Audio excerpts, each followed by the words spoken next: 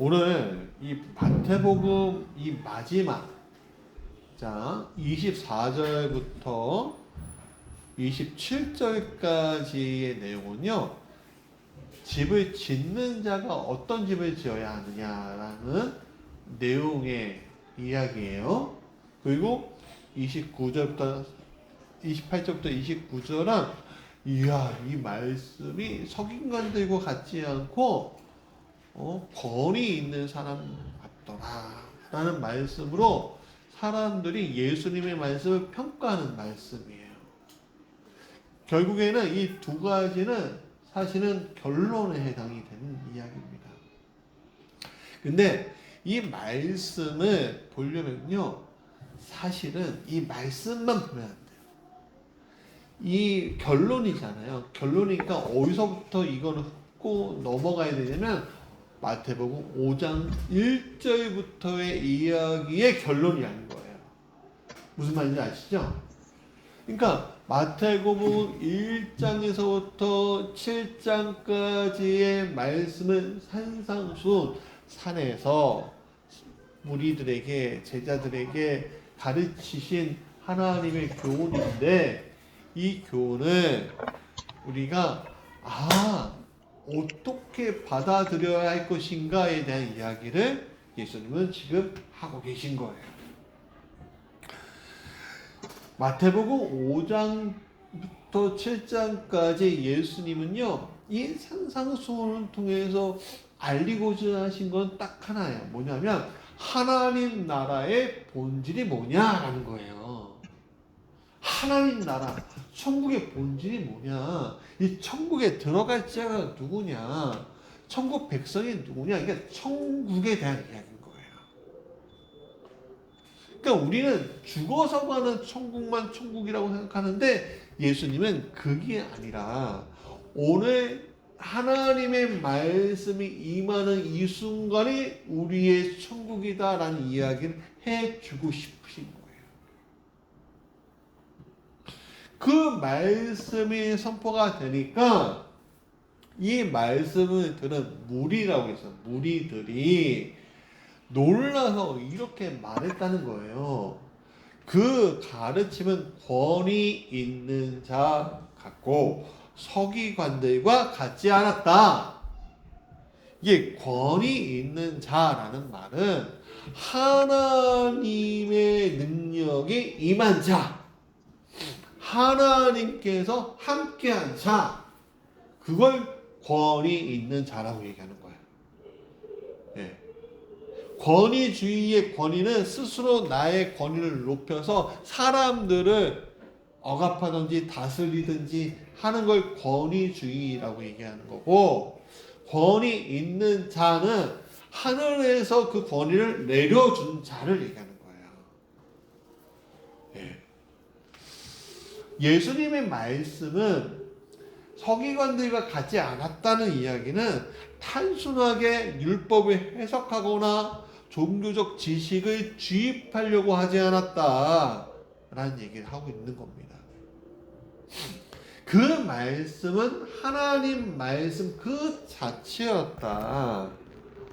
사람의 심령을 흔들고 삶을 변화시키는 능력이 있었다라고 이야기해 주고 있는 거죠. 그래서 이 말씀을 들을 때 사람들은 놀랄 수밖에 없는 거예요. 왜? 그 심령의 변화가 거기서부터 나타나고 있었거든요. 그런데 오늘 이 심령의 변화가 그러면 어떻게 나타나야 되는지에 대한 이야기를, 그래, 말씀은 너희들 들었어. 그래, 권위 있는 자의 말씀 너희들이 들었지? 그러면 그 말씀은 어떻게 이제부터 살아야 될 거야? 어떻게 너희들이 살면 좋을 거야? 라고 이야기하는 것이 바로 24절부터 27절의 이야기하는 거예요. 자, 단순해요. 24절부터 27절까지는 뭐냐면 말씀을 듣고 행하는 자와 말씀을 들었지만 행하지 않은 자의 차이가 뭐냐라는 이야기예요. 예수님의 말씀을 행하는 자는 뭐래요? 반석 위에 집을 지은 지혜로운 사람이다 라고 얘기했고, 반면에 말씀을 듣고 행하지 않는 사람은 뭐라고 해요? 모래 위에 집 지은 어리석은 사람 같다라고 이야기했어요. 그러니까 이 두 사람은 어떤 사람들이에요? 무리 안에서 똑같은 환경 안에서 똑같은 상황 안에서 똑같은 마음의 자세로 있지 아니한 사람인 거예요. 똑같은 자세, 똑같은 환경, 똑같은 곳에서 같은 말씀 듣고 같은 재료 집 짓고 같은 폭풍을 만나지만 결과는 완전히 달라지는 것을 오늘 이야기해 주고 있는 거예요. 그러니까 차이를 만드는 건 뭐냐? 말씀 자체가 아니라 그 말씀을 대하는 사의 자세가 뭐냐? 당신이 너희가 내가 말씀을 주었는데 그 말씀 속에서 변화를 일으키는 자세가 준비되어 있느냐 없느냐, 그 차이를 이야기해 주는 거죠. 예수님의 말씀 반석 그 자체예요. 근데 그 자체 안에서 집을 지은 사람은 행동하는 사람이지만 반석이 아니라 다른 곳에 집 지은, 말씀을 듣고도 다른 데 집 지은 사람들이 있다니까요.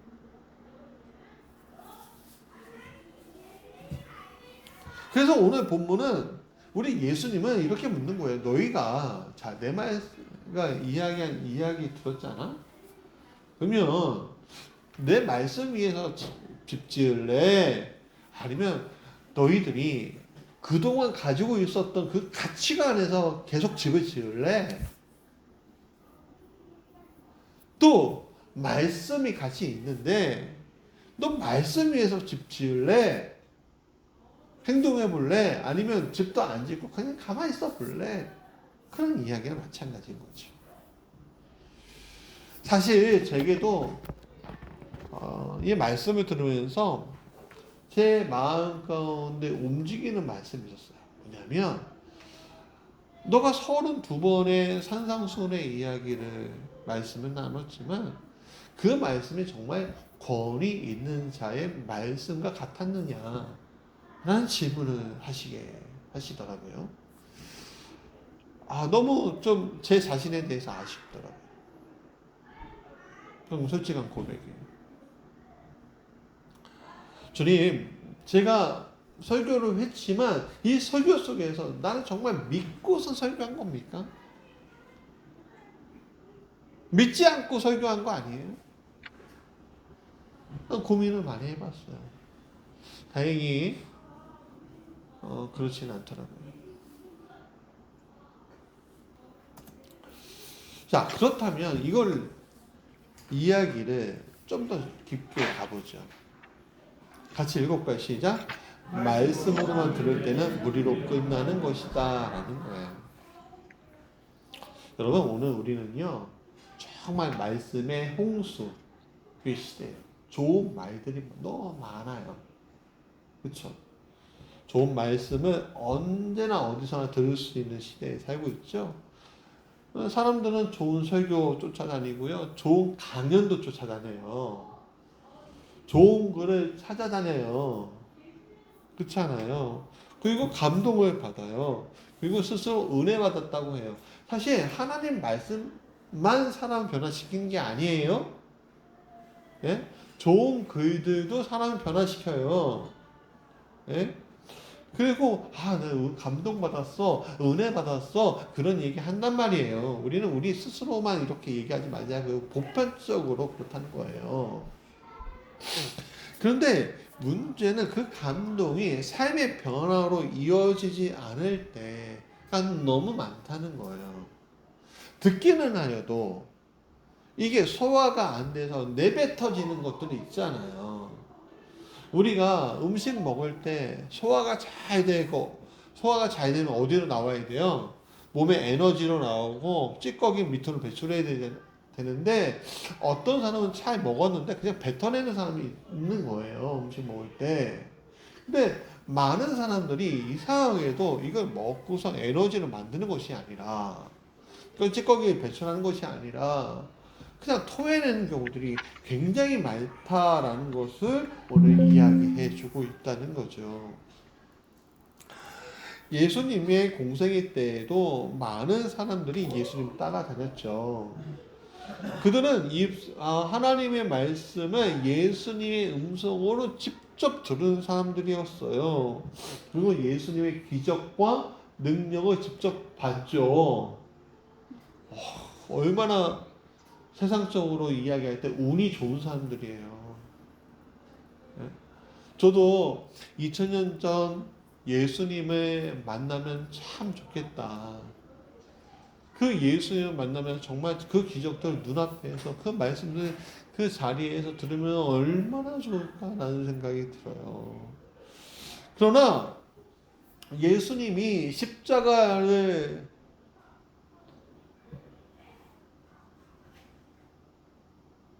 등에 지고 고난을 받는 골고다에서 딱 십자가에서 매달리는 그 순간 그 사람들은 다 어디 있었죠? 누가 있었어요? 거의 다 떠나고 그의 어머니 여자들과 요한만 있었어요. 입술로는 제가 제자입니다 말하던 사람들도 결정적인 순간에 떠나버렸단 말이에요. 예수님 앞에 폭풍과 치고 태풍이 막 일고 예수님이 떠밀려가는 그 순간에 저 사람은 희망이 없구나, 나한테는 스승이 아니었구나 라고 생각했다고요. 그러니까 제자입니다 라고 이야기했던 사람들이 무리가 돼버리는 거예요. 여기서 우리가 배울 중요한 교훈이 있는데 말씀을 듣는 것 자체로는 제자가 되지 않는 거예요. 말씀을 듣는 사람은 될 수 있지만 그 말씀이 내 것이 되어서 행하지 않으면 여전히 무리가 되어버린다는 거죠. 무리로 남는다는 거예요. 무리는 예수님의 말씀을 좋아합니다. 그렇죠? 말씀을 들으면 기쁘고요. 기적을 보면 놀라고요. 왜 무리는 어떤 사람들이요? 움직이진 않아요. 내 이득을 취하면요. 기꺼이 버릴 수 있는 사람들이 무리예요. 예수님은 삶의 방향을 바꾸기 위해서 이 땅에 오셨지만 그래서 무리들에게 말씀을 가르쳤지만 많은 사람들이 무리가 돼서 반대 방향으로 가버렸습니다. 말씀을 감동으로만 소비하고 순종으로까지 나아가지 않는 사람들, 그게 바로 무리예요. 예수님은 이런 사람들을 위해 항상 애정을 가지고 이렇게 얘기해 주셨죠. 야, 너희들이 마음은 원인데 육신이 약하지. 그게 맞아. 맞아. 근데 여러분 마음만 있고 행동이 없으면 우리는 여전히 무리예요. 내가 이 삶을 변화시킬 거야 라고 항상 결단하잖아요. 새해가 되면. 근데 새해가 돼서 결단한다고 했고 하면 작심 며칠이래요. 3일. 하루만 가도 좋겠어요. 그렇죠? 참 쉽지 않아요. 여러분 무리가 잘못된 것일까요? 누구나 처음에는 무리로 시작되죠. 예수님도 무리들을 사랑해 주셨어요. 그 가운데 제자들을 불러주셨죠. 그러나 문제는 무리로 다시 돌아가거나 무리가로 그냥 머무르는 것이 문제예요. 행함이 없는 신앙은 모래 위에서 집을 지은 것처럼 너무 화려하게 지어도 바람 불면 그냥 사라져요. 내가 하나님을 위해서 살겠습니다. 내가 하나님의 사람이 되겠습니다. 하나님 나에게 복 주셨고 내가 하나님께서 역사하셨고 막 이런 얘기 하잖아요. 사라지는 거예요. 요 근래 조모 배우가 정말 모범이 되고 정말 배우로서 야 저런 가치관이 정말 좋구나 하는 사람이 은퇴를 선언했어요. 아실 거예요. 뉴스를 보신 분들은. 왜 그렇게 됐어요? 그의 어린 시절이 그냥 묻어만 두고 회개하지 않고 묻어만 두고 그 위에 뭘 지었어요? 집을 지으니까 태풍이 오니까 쓰러져 가는 거예요.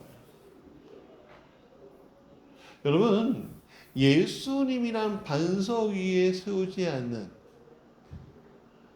내가 이것이 하겠어 하고서 마음만 바뀌고 바닥을 다지지 않는 신앙, 다지지 않는 마음가짐, 다지지 않는 기초가 없는 것들은요 그렇게 사라져 가게 되는 거죠.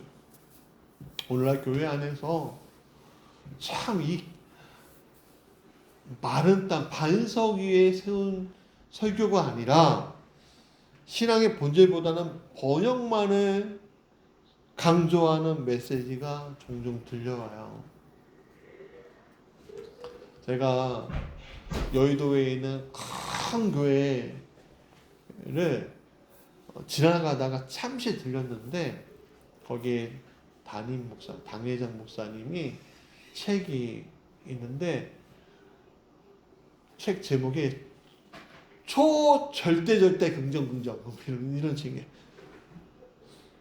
옛날에 조엘이라는 목사님, 미국의 조엘이라는 목사님이 긍정의 신학을 가지고 왔었는데 번영신학이라고 하거든요. 고난이 없는 번영신학. 그 얘기를 하시더라고요. 그냥 뭐 쉽게 얘기하면 이거예요. 예수 믿으면 다 잘 된다는 거예요.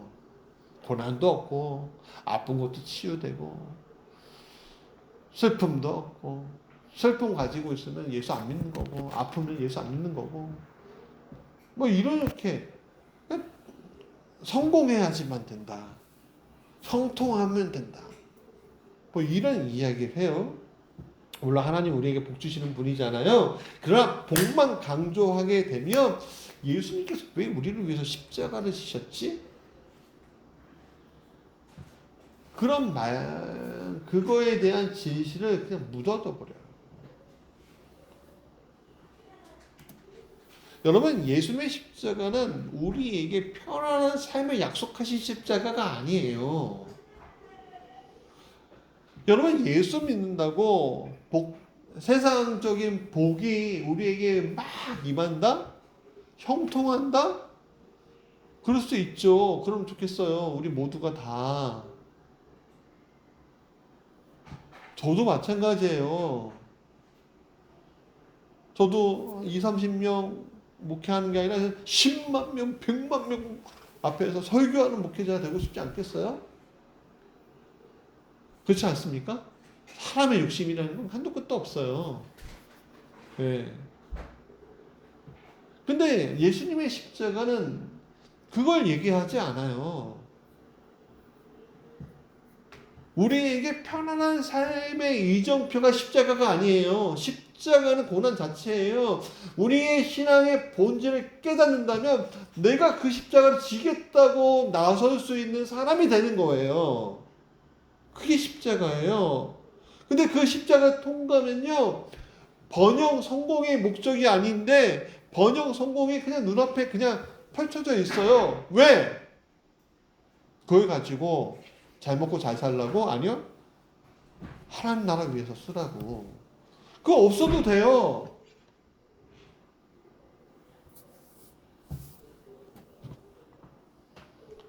그걸 바라보고 그냥 내가 성공해야지. 내가 기도로 그걸 관철시켜야지. 그게 점수라고 무슨 차이가 있어요. 그런 사람들은 그냥 무리인 거예요. 그런데 오늘 우리에게 십자가는 뭐냐면 순종을 얘기해 주시는 거예요. 팔복이 왜 팔복이에요? 팔복을 보면 그 내용들이 뭐예요? 야, 너 기업을 하면 뭐 부어주고 뭐 해주고 뭐 해주고 그게 아니라 천국을 바라보고 땅을 얻고 뭐 여러 가지 그게 복이래요, 복. 근데 그게 무슨 복이에요? 이 세상의 가치관을 붙들고 사는 복이에요? 하늘의 복이잖아요. 그 팔복이. 하늘의 사람이 되고 바라볼 수 있는 관점. 돈의 애착을 가지고 살아가는 것이 아니라 하늘의 애착을 가지고 돈을 지기도 하고 내놓기도 하고 할 수 있는 관점. 근데 그거 너무 어려워요? 아니요. 주님은요 그냥 단 한 걸음이라도 순종을 선택하면 가능하다고 이야기하신 거예요. 우리는 더 이상 무리가 될 수 없는 거예요. 순종을 선택하면. 그러면 우리는 말씀의 감동을 소비하는 관객이 아니라 직접 예수님과 함께하는 주연 배우가 되어서, 예수님은 주연 배우, 우리는 조연 배우 뭐 이렇게 할 수 있겠지만 예수님의 말씀을 살아내는 주연 배우 제자가 되는 거죠. 그러면 그 말씀을 통해 제자가 될 때 어떤 일들이 있을까? 예수님은 산상수훈 마지막에 이렇게 말씀하세요. 야, 너희들이 내 말을 듣고 행하는 자는 그 집이 반석 위에 세운 지혜로운 사람이야. 그러니까 너희들 지혜로우려면 어떻게 해야 돼? 내 말을 듣고 그 위에 집을 지어. 내 말이 뭐예요? 그 말씀, 하나님의 말씀 위에 너희 가치관을 세우면 돼. 라는 거예요. 땅을 다져야죠, 땅을. 여기서 우리는 제자와 무리의 차이를 정확하게 볼 수 있어요. 무리는 말씀을 듣지만 제자는 말씀을 살아내는 거예요. 무리는 감동을 받아요. 근데 제자는요, 거기에서 한 걸음 더 가서 결단을 내릴 수 있는 사람이에요. 무리는 은혜로운 설교를 쫓아다니는 사람들이에요. 아, 저기 목사님 말씀 너무 좋더라 하고 쫓아다니고, 저 강연자 이야기가 너무 좋다 쫓아다니는 사람이지만, 제자는 어떤 말씀이라도 그 말씀이 자기에게 임하면 그 자신의 삶을 돌아보고 변화시키는 게 제자인 거예요. 제가 예전에 정말 제가 별로 안 좋아하는 목사님이 부흥에 오신 거예요. 제 수련목 할 때. 저런 분은 진짜 아무리 큰 교회 하고 있어도 듣고 싶지 않아. 근데 제가 스텝이었고 어쩔 수 없이 말씀 듣는데 진짜 이 시대에는 너무 안 맞는 말씀이야 라고 내 마음 가운데 꾹 했는데 하나님께서 그분의 말씀이 아니라 그냥 내 마음 가운데 그냥 들어오셔서 너의 것을 너가 가진 것을 내놓으라 라고 이야기하시는 거예요.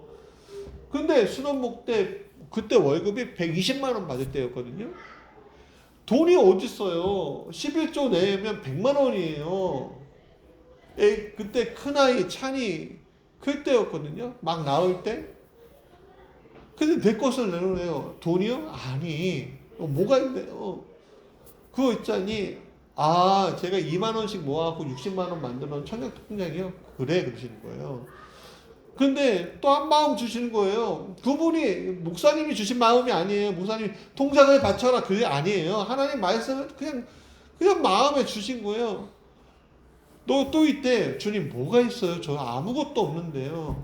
이때 뭐예요? 그러니까 생각나게 하시는 거예요. 뭔지 아세요? 18K, 14K인가 18K 지금도 뭐 끼지 않지만 결혼 반지가 생각나는 거예요. 우리 너무 가난하게 결혼했고 반지 2개, 가락지 2개 딱 하고 끝났거든요. 20 몇만 원짜리? 둘이 합쳐서 40만 원 될까? 동인천 지하상가에서 가다가 주얼리 샵에서 사고. 제가 다른 친구 결혼할 때 예물이 그렇게 많은지 몰랐어요. 드리라는 거예요. 이거는 우리 아내한테 물어보겠습니다. 저는 괜찮은데 우리 아내도 동의해야 되죠. 얘기하니까 바치자. 그 놀라운 게 뭔지 아세요? 그 다음날 드렸더니 그 주에 다시 돌려줬어요. 담임 목사. 다 돌려받았어요. 물론 헌금은 했지만 물질로. 그냥 돌아와요. 그런 다음에 놀라운 거는 그 수련목회 하는 교회에서 도와주지 않아도 부산에서 3년 동안 개척했는데 물질에 대한 어려움 없이 살았어요. 근데 그 믿음을 갖고 있으니까 부목사 오늘 할 때에도 제가 어떤 상황 가운데 있을지라도 주님 의지하며 삽니다. 이 교회 개척하니 그 교회에서 도와주는데 한 푼도 안 도와주는 거예요. 두려워하지 않았어요. 왜? 내가 하나님께 드린 것이 있는데 내 모든 것을 다 드렸는데 하나님 나를 책임져 주실 거라는 그 믿음이 있었거든요. 10년이 지났는데요. 누구보다 더 자랑은 아니에요. 하나님께 영광 돌리는 말이에요. 누구보다 더 하나님이 기뻐하시는 사람으로 살려고 노력하고 있어요. 말씀이 들어오면 그런다는 거예요. 예수님의 제자의 기준은 잘생긴 것도 키가 큰 것도 능력도 기적도 열정도 아니고 그냥 말씀을 들어오면 그거에 대해서 아멘하고 한 걸음 뒤져보는 거예요. 너가 정말 나한테 의지할 수 있느냐? 없으면 없을수록 그건 중요해요. 그 네 가지 행동이 있어요. 첫 번째는요, 행동은 큰 것이 아니라 작은 순종부터 시작하자는 거예요. 미워하던 사람을 위해서 좀 짧게 한번 기도해 보는 거죠. 저도 막 원수도 계속 만들어가. 아니, 목사가 됐는데 왜 살아가면서 저를 미워하는 사람들이 이렇게 많아져요? 목사가 목사를 미워하는 경우도 물론 원수를 만들지 않으려고 노력하지만 많아져요. 정말 안타까워요. 미워요, 저도. 근데요, 기도하면서 그분을 위해서 기도해요. 마음속으로 용서하기를 원해요. 먼저 한번 다가가요. 오늘 하루 그냥 말씀 하나 좀 붙어있고 좀 살아보자라고 고민해보고요. 보이지 않는 자리에서 한번 충성해보는 거예요. 작은 시험 앞에서 그냥 좀 내가 그것을 좀 끊고 거룩해 보자. 그게 작은 순종이잖아요. 거기서부터 시작하자고요. 뭐 벌써부터 반석 위에 무슨 아주 63빌딩 뭐 저기 롯데타워 서울타워 뭐 이런 거 만들 생각하지 말고 우리 작은 단짝집부터 만들어 보자고요. 그 주님 기뻐하신다는 거예요. 두 번째는 행동하는 사람은 폭풍 앞에서도 흔들리지 않아요. 우리가 예수님의 반석 위에 딱 세우면요, 작은 집도 큰 집도요, 폭풍 가운데 놓일 때에도 흔들리지 않아요. 부서지지 않아요. 여러분, 이게 정말 중요해요. 여러분, 잘난 자든 못난 자든 죽음이라는 것은 항상 다가오고 아픔은 다가오고 고통도 다가오고요. 가지 많은 나무에 바람 잘 없고요. 가지가 없어도요. 항상 힘들어요. 그게 인생 아니에요. 행복한 것보다 행복이 여러분 행복한 게 왜 적은지 아세요? 불행이 더 많기 때문에 그런 거예요. 내가 날마다 행복하면 좋겠죠? 왜 행복한 기억들이 많이 남는지 아세요? 불행한 것들이 너무 많으니까 내 속에서 불행한 것들은 삭제시키고 행복한 것들 몇 개를 이렇게 연결만 시켜주는 거예요. 근데 어떤 사람은요, 참 안타까운 게 뭐냐면 불행이 오잖아요? 그러면 수월, 지옥까지 내려가는 사람이 있어요. 예수 믿는데도. 그래서 끄집어내는데 엄청 힘들고 또 내려가고 올라오고. 우리가 그러지 말자고요. 반석 위에, 말씀 위에 세우면 내가 그 말씀 위에서 내가 집을 짓고 내 가치관을 세우고 내가 그것을 순종하자고 믿고 가면 하나님의 팔복의 그 말씀이 나를 어떤 폭풍이 와도 흔들리지 않게 만들어준다는 거예요. 세 번째는 제자의 삶을 통해 말씀이 세상에 드러나는 거죠. 사실 우리가 작은 순종을 하게 되면 그 순종에 어떤 일이 일어나요?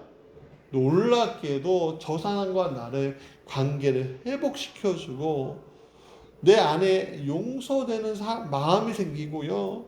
무너졌던 것이 가정이든 어디든 그것들이 회복되는 것들이 생기고요. 상처가 치유가 되어버린다니까요.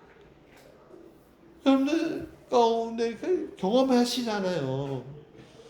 우리 박향희 집사님, 예, 말씀드려서 죄송해요. 박향희 집사님 우리 교회 오면서 제가 기억에 남는 간증이 있는데 뭐냐면 무지개 교회 와서 내 마음이 너무 좋아졌어요.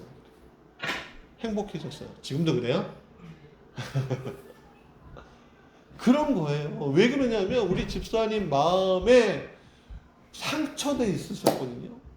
그 상처를 예수님의 말씀을 듣고 용서하기 시작했어요. 그러니까는 변화가 되는 거예요. 여러분, 변화가 되면 이상하죠? 인격도 변화가 되고 말투도 변화되고 삶의 방향도 변화가 돼요. 여러분, 아무리 잘생긴 사람도요, 수십 년 동안 악착같이 살면요, 인생이 마무리될 때 얼굴이요 표독하게 바뀌어요. 근데 아무리 못생긴 사람도요, 예수 믿고 나서 아무리 고통받은 사람도요, 예수 믿고 나서 10년만 지나면요 얼굴이 펴져요. 왜 그럴까요? 내가 의지하는 예수가 계실 때 비로소 사람은 살 수 있는 거거든요. 나를 의지하는 거면요 못 살아요. 그때 우리만 변화돼요? 아니죠. 다른 사람도 변화되죠. 그래서 제자는요 완벽한 사람이 아니라 순종하는 사람이 중요한 거예요. 예수님은 완벽한 사람 찾는 게 아니에요. 도대체 완벽한 사람이 어디 있어요? 예수님조차도 완벽하게 태어난 게 아니잖아요. 예수님 어디서 태어나셨어요? 가장 불안정한 말구에서 태어나셨잖아요. 힘있게 백마 타고서 하늘에 오셨어요? 아니요. 가장 불안정한 엄마의 부모의 도움 없이는 살아남을 수 없는 아기의 형태로 오셨잖아요. 그러나 그가 하나님의 아들로 오셨지만 가장 불안정하게 오셨지만 그러나 하나 성령께서 함께 하심으로 아버지와 함께함으로 완벽한 인생이 되는 거잖아요. 오늘 우리는 불안정한 인생이라는 거 우리가 인정하자고요. 그러나 그 불안정한 인생 가운데 나를 완전케 하시는 하나님을 내가 믿을 때 내가 작은 실천이라도 할 수 있을 때 우리는 반석 위에 세운 놀라운 아름다운 집이 된다는 거예요. 이 말씀이 바로 마태복음 5장부터 7장까지 있는 이 산상수훈의 말씀이에요. 엄청 아름다운 말씀이고 엄청 우리의 마음을 감동하게 하는 말씀이지만 여러분 이 말씀의 권위 위에 여러분들 서시기 바라요. 세상적인 가치관 좋은 말들 있잖아요. 그런 것들 참고하세요. 좋아요. 여러분들 어떤 강연 같은 거 유튜브 듣잖아요. 좋아요. 공연 같은 거 좋은 공연들 많이 경험하세요. 여러분들 삶을 풍성하게 만드셨으면 좋겠어요. 꼭 교회 와. 이것만 하면 우리가 풍성해진다. 그건 아니에요. 그러나 이 모든 것이 어디 위에? 하나님의 말씀 위에, 예수님의 말씀 위에 행동하는 믿음 위에 단단히 섰을 때 그것은 더 풍성해질 수 있는 거예요. 권위는 많이 아는 데서 나오는 것이 아니라 말씀을 행하는 삶에서 나온다라는 사실을 여러분 잊지 마시기 바랍니다. 그래서 제자란 말씀을 듣는 자로만 끝나는 것이 아니라 삶 가운데 실천하는 자가 되는 거죠. 말씀 위에 집을 지십시오. 그것이 제자의 길이고 권위 있는 분의 삶 가운데 우리가 들어가고 스스로 우리가 권위 있게 되는 삶을 살아내는 길입니다. 믿음이 있으시길 간절히 축원합니다.